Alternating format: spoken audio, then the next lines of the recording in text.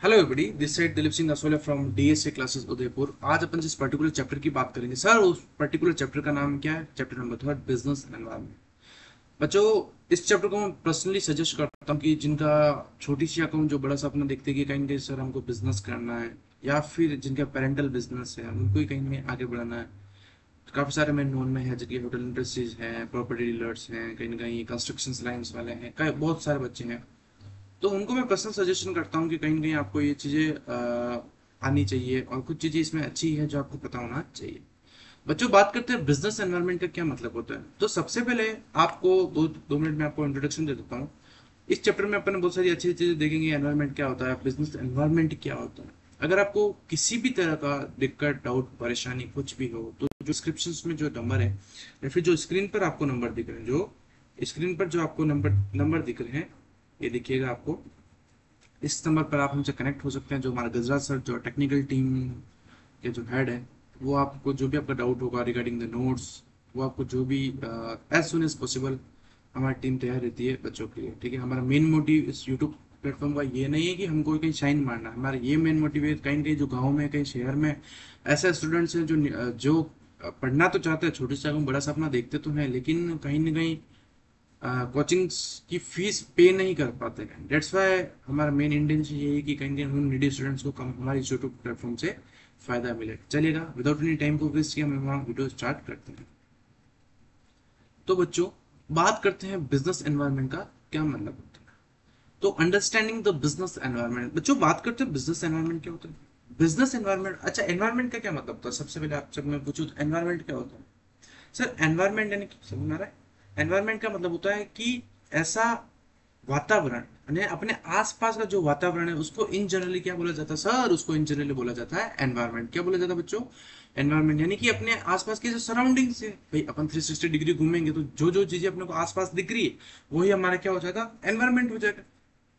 बच्चों, जब बात करते हैं बिजनेस एनवायरनमेंट की, बिजनेस एनवायरनमेंट एक ऐसा एनवायरनमेंट होता है जहां पर अपन बिजनेस से रिलेटेड जो भी ट्रेडिंग करते हैं, कुछ परचेस करते हैं, कुछ सेल्स करते हैं, बिजनेस से रिलेटेड, बिजनेस का मार्केट होना चाहिए, यानी प्रॉपर मार्केट होगा, उसको बोला जाएगा बिजनेस एनवायरनमेंट। एक बार इसको रीड करते हैं, आपको डेफिनेटली मैं डैम श्योर हूँ आपको अच्छे से समझ में आ गया। मैं बोल रहा हूँ ना, ये वीडियो देख लो और नोट्स पढ़ लो, सफिशियंट है आपके बोर्ड्स के लिए। 100% अगर बोर्ड में अगर क्वेश्चन आएगा तो आप 100% डैम श्योर हो कि आप अच्छे से कर सकेंगे। चलेगा, द बिजनेस एनवायरमेंट। चलिए आप देखते हैं, ये वाला देख रहे हैं अपन, है ना। The the business environment refer to the factors, forces, individual, institution that are outside the control of the business, but they are significant affect the performance of the आगे लिख देना बिजनेस क्या, outside the control of the business, यानी कि काफी सारे factors होती है, फोर्सेस होती है जो अपने कंट्रोल में तो नहीं है दोस्तों। कुछ ऐसे फैक्टर्स, कुछ फोर्सेस होती है जो, कुछ इंडिविजुअल्स भी होते हैं, कुछ इंस्टीट्यूशंस भी होते हैं, कुछ कंप्यूटर्स हो गए, सप्लायर्स हो गए, जो अपने कंट्रोल में तो नहीं है बट कहीं ना कहीं अपने को वो इफेक्ट करते हैं अपने परफॉर्मेंस की। किसके परफॉर्मेंस की? बिजनेस के परफॉर्मेंस को। उसको बोला जाता है बिजनेस एनवायरनमेंट। एक बार और सिंपल डेफिनेशन पढ़ें तो in simple words business environment refer to the surrounding which business exist. जहां पर बिजनेस आप कर रहे हो उसके आसपास की जितने भी सराउंडिंग है, जो भी आसपास के वातावरण जो आपको दिख रहा है, उसको बोला जाएगा बिजनेस एनवायरनमेंट। बच्चों, यहाँ लिख कर अपने फैक्टर्स क्या होती है, फोर्सेस क्या होती है, इंडिविजुअल्स क्या होता है, इंस्टीट्यूशंस क्या होता है, इन सबको अपन अच्छे से आगे रीड करेंगे। ठीक है, यहाँ पर कहीं की बात करें कुछ, जैसे मान लीजिए कोई गवर्नमेंट की पॉलिसीज आ गई। क्या आप गवर्नमेंट की पॉलिसी को ऐसे बोल सकते हो, गवर्नमेंट को बोल सकते हो क्या मैं टैक्स नहीं दूं? नहीं, it's not possible, because government ने कुछ बोल दिया। क्या गवर्नमेंट आपके कंट्रोल में? क्या बच्चों, गवर्नमेंट अपने कंट्रोल में नहीं है। ठीक है, अगर आप टैक्स पे कर दोगे तो जो जिस हिसाब से आपका बिजनेस, जो ट्रेडिंग कर रहे हो, जो प्रैक्टिस कर रहे हो, वो चलता रहेगा। अगर आप उसके मतलब गवर्नमेंट के हिसाब से नहीं चलोगे तो कहेंगे आपको इफेक्ट आएगा ना। ठीक है, तो बिजनेस एनवायरनमेंट क्या होता है सर? बिजनेस एनवायरनमेंट कुछ फैक्टर्स होते हैं, कुछ फोर्सेस होती है जो अपने कंट्रोल में तो नहीं होती है बट उसके बावजूद भी कहीं ना कहीं हमारा जो बिजनेस होता है उस पर इफेक्ट आता है। नेक्स्ट बात करते हैं एनवायरनमेंट स्कैनिंग क्या मतलब। अच्छा, मैं आपसे इन जनरली पूछूं कि स्कैनिंग का क्या मतलब होता है। जैसे फोन पे चलाते हैं उसमें स्कैनर आता है, अरे आता है ना। तो एनवायरनमेंट स्कैनिंग का मतलब होता है कि इन फ्यूचर या फिर जब भी आप बिजनेस करना चाहते हो, क्या आपके पास पैसा तो डायरेक्ट हर कहीं थोड़ी लगाते हो। सबसे पहले अपन एनवायरनमेंट को स्कैनिंग करते हैं, प्रॉपर उसकी कह सकते हैं कि प्रॉपर उसकी डिटेल स्टडीज करते हैं कि अच्छा यहाँ पर ये इस टाइप का मार्केट है, यहाँ पर ये कॉम्पिटिटर्स है अपने, यहाँ पर जो अपन पर्टिकुलर प्रोडक्ट के अंदर डील कर रहे हैं क्या वहां पर कस्टमर है या नहीं है। भाई बात सीधी सी है ना, मान लीजिएगा आप स्कूल की कोई बिल्डिंग है, 3-4 स्कूल है आपके उस पर्टिकुलर एरिया में, वहां पर आप सब्जी या फिर कोई सब्जी का ठेला लगाओगे या फिर सब्जी की शॉप लगाओगे, क्या वहां चलेगी क्या? नहीं। बट वहां पर आप स्पोर्ट्स की शॉप या फिर कह सकते हैं कि कहीं ना कहीं आप स्टेशनरी आइटम्स रखोगे तो डेफिनेटली डेम श्योर चलेगी, क्योंकि बच्चों भाई स्टूडेंट को क्या रिक्वायरमेंट होती है सर, स्टूडेंट्स को स्टेशनरी आइटम्स की रिक्वायरमेंट होती है, यूनिफॉर्म्स की रिक्वायरमेंट होती है। बट वहां पर आप वेजिटेबल सेल आउट करोगे क्या क्या आपको बूमिंग मिलेगा, क्या आपको प्रॉफिट मिलेगा? तो इट्स नॉट पॉसिबल। तो सर एनवायरमेंट स्कैनिंग का यही मतलब होता है कि आप जो भी आप बिजनेस करना चाहते हो, सबसे पहले अपन क्या करते हैं, उसका प्रॉपर आइडिया लेते हैं, प्रॉपर स्टडी करते हैं कि ये हमारे कॉम्पिटिटर्स रहेंगे, इस एरिया में अपन बिजनेस करेंगे, क्या वो लैंड क्या अपने लिए सुटेबल है, क्या वो लैंड सही है, सही इन द सेंस की जो एरिया है लैंड का वो सुटेबल है या नहीं अपने लिए, या फिर और बड़ा एरिया चाहिए। बात समझ में आ रही है? तो ये सब का पार्ट रहता है किसके अंदर सर, एनवायरमेंट स्कैनिंग के अंदर। किसके अंदर रहता है? एनवायरमेंट स्कैनिंग के अंदर। ठीक है। कंप्लीट अवेयरनेस, सबसे पहले आप बिजनेस करना चाहोगे तो सबसे पहले क्या करोगे सर, कंप्लीट अवेयरनेस करोगे। फिर अपॉर्चुनिटीज एंड थ्रेट। अपॉर्चुनिटी का मतलब होता है कि ऐसी क्या क्या चीजें जो आप मतलब कह सकते हैं कि अच्छी चीजें कर सकते हो। देखो बिजनेस एनवायरनमेंट का आप प्रॉपर बिजनेस एनवायरनमेंट की प्रॉपर स्टडीज करोगे, ठीक है, कंप्लीट अवेयरनेस करोगे, तो वो आपको बिजनेस एनवायरनमेंट आपको अपॉर्चुनिटीज भी प्रोवाइड करेगा और थ्रेट्स भी प्रोवाइड करेगा। Complete awareness, environment scanning refer to the complete awareness and understanding the business environment. जब आप प्रॉपर स्कैनिंग करोगे तो डेफिनेटली आपको दो चीजें मिलेगी सर, दो चीजें क्या मिलेगी, एक तो अपॉर्चुनिटीज मिलेगी और एक थ्रेट्स मिलेगी। The business environment provide both opportunities and the threats for the enterprises या फिर एंटरप्रेन्योर। यानी कि बिजनेस एनवायरमेंट की अगर आप प्रॉपर स्टडी करोगे या फिर स्कैनिंग करोगे तो आपको दोनों चीजें प्रोवाइड करेगी। सर दोनों चीजें क्या क्या होगी? फर्स्ट चीज तो होगी आपकी अपॉर्चुनिटीज, ठीक है, क्या क्या कर सकते हो, और सेकंड आपको थ्रेट्स, यानी कि ऐसे कौन से काम है जो आपको नहीं करना चाहिए, ठीक है। वो ये सब चीजें आपको प्रोवाइड करता है। कौन करता है? Environment scanning. कब करोगे? जब आप प्रॉपर बिजनेस की स्टडीज करोगे, जिस भी पर्टिकुलर प्रोडक्ट के अंदर डील करना चाहते हो उसकी प्रॉपर स्टडी करोगे, तो उसके बाद में एनवायरमेंट आपको बिजनेस एनवायरमेंट क्या करेगा, दो चीजें प्रोवाइड करता है, अपॉर्चुनिटी एंड थ्रेट। क्या चीजें और अच्छे से कर सकते हो, क्या और अलग प्रोडक्ट्स के अंदर डील कर सकते हो या फिर नहीं कर सकते हो, ठीक है, तो ध्यान रखना। फिर features and nature of the business management. Business environment है ना, कुछ टेक्निकल इश्यूज बहुत ज्यादा है आज।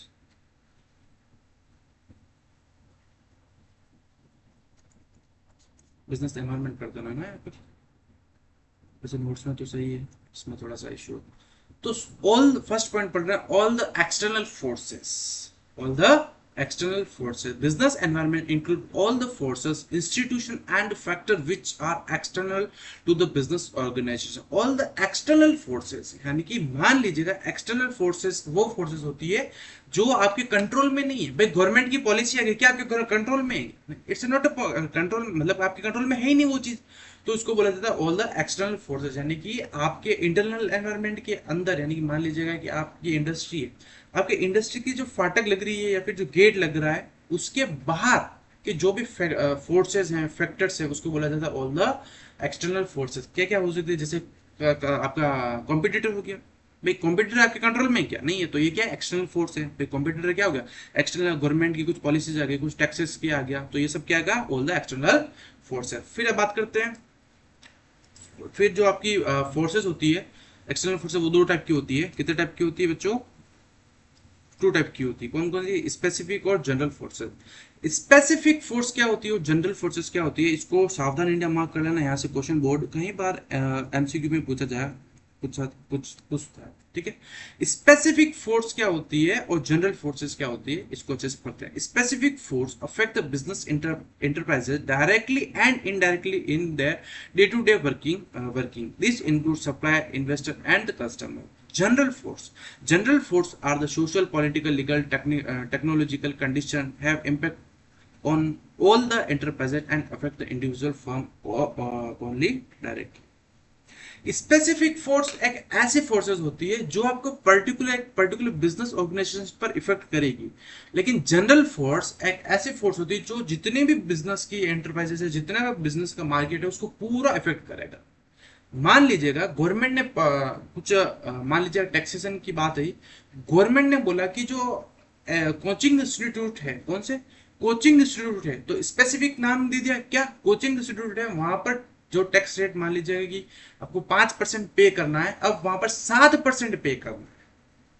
जो अब सुना स्पेसिफिक फोर्सेस, वो फोर्सेस होती है, गवर्नमेंट ने बोला था कि जो कोचिंग इंडस्ट्रीज है, जो भी कोचिंग इंडस्ट्रीज है, तो स्पेसिफिक दे दिया, टर्म्स दे दी कि कौन सा बिजनेस को इन्होंने इफेक्ट किया है, जो वो है स्पेसिफिक कौन सा है, कोचिंग वाला। तो जो कोचिंग इंडस्ट्रीज हैं उनको आप पर अब 5% के बजाय क्या 7% टैक्स देना पड़ेगा। तो ये हो गया स्पेसिफिक फोर्स। इसके अलावा इसके अंदर जो स्पेसिफिक जो कोचिंग इंडस्ट्रीज हैं, जो कोचिंग इंस्टीट्यूशन है, वो ही इफेक्ट होंगे। उसके अलावा क्या चाय चाय वाला का जो बिजनेस है, अरे कोई सब्जी वाला है, कोई प्रोविजन शॉप वाला है, कोई मैन्युफैक्चर, क्या उसको इफेक्ट आया, क्या उसको इफेक्ट नहीं आया। तो स्पेसिफिक फोर्स वो फोर्स होती है जो एक पर्टिकुलर बिजनेस या फिर पर्टिकुलर एंटिटी पर लगती है, उसको स्पेसिफिक फोर्स बोला जाता है। जनरल फोर्स जैसे कि गवर्नमेंट ने बोल दिया कि जितनी भी ऑर्गेनाइजेशन है, जितनी भी ऑर्गेनाइजेशन है, उस पर सब पर टैक्स बढ़ा दिया जाएगा, जैसे जीएसटी, सब पर जीएसटी लगेगी। तो ये क्या हो गया आपका जनरल फोर्स। आई होप कि ये आपको अच्छे से समझ में आया होगा। नेक्स्ट बात करते हैं। फिर है इंटर रिलेशन। क्या है थर्ड पॉइंट, क्या है आपका थर्ड पॉइंट है आपका इंटर रिलेशन। पढ़ते हैं। All the forces and factors of the business environment are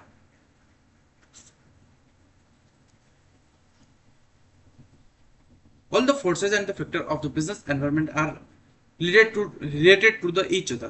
ठीक है, यानी कि सब क्या है, रिलेटेड है, इंटर रिलेटेड है। इंटर रिलेटेड कैसे, फॉर एग्जांपल आज के टाइम की यूथ की बात करते हैं तो मोस्टली जो वेस्टर्न कल्चर को फॉलो करते हैं आज की जो जनरेशन है, तो कहीं ना कहीं वहां से क्या होगा, वेस्टर्न कल्चर को फॉलो करते हैं तो वो जो ड्रेसिंग सेंस है वो चेंज हुआ। तो कहीं ना कहीं जो चाइनीज आइटम्स की जो शॉप्स है वहां पर भी बूमिंग आई। ठीक है, फिर कह सकते कि आपके जो कॉस्मेटिक शॉप्स हैं, गर्ल्स की बात करें मोस्टली, तो वहां पर भी मूविंग गई। ठीक है, या फिर बात करते हैं जैसे कि आज का जो यूथ है वो कहीं ना कहीं फिटनेस को ज्यादा मानता है, तो फिटनेस के लिए तो वहाँ वहाँ पर क्या होगा, जो फ्रूट्स वेजिटेबल्स की शॉप्स है वहां पर भी बूमिंग आएगी। जिम है तो जिम है, वहां पर भी बूमिंग आएगी। कहीं ना कहीं जो ऑयल फूड्स जो यूज पहले जो चाइनीज खाते थे वो कहीं ना कहीं डाउनफॉल होगा। तो ये सब क्या इंटर रिलेटेडनेस है। तो बिजनेस एनवायरनमेंट क्या है, इंटर रिलेटेडनेस है। पढ़ना all the forces and the factor of the business environment are interrelated to each other, sub interrelated. The youth towards the western culture, the demand of the fast food is increase in the awareness of the health care। जैसे कि health care में क्या हो गया, इसका best example मैं ये वाला मानता हूँ। कौन सा, हेल्थ केयर वाला।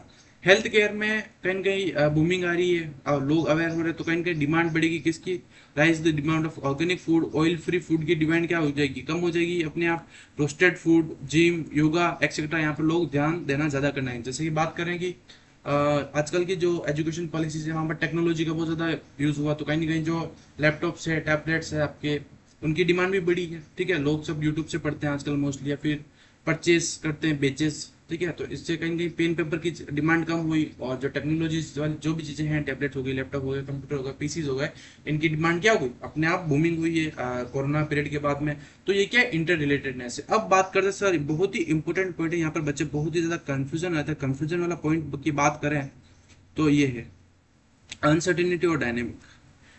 अनसर्टेनिटी क्या होता है और डायनेमिक क्या होता है, अच्छे से समझ।